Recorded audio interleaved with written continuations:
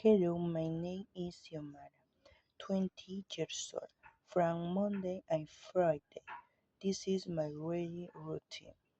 In the morning, I wake up early, take a shower, brush the teeth, and get dressed.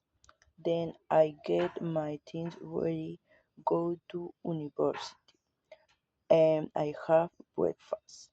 I spend the early morning attending my classes.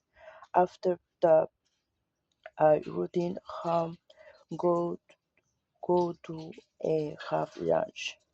In the afternoon, I go to work and stay there until 10 every night.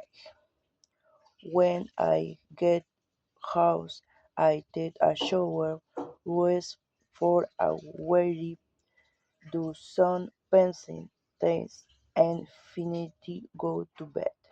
I like my routine because I helps my responsibility and organization.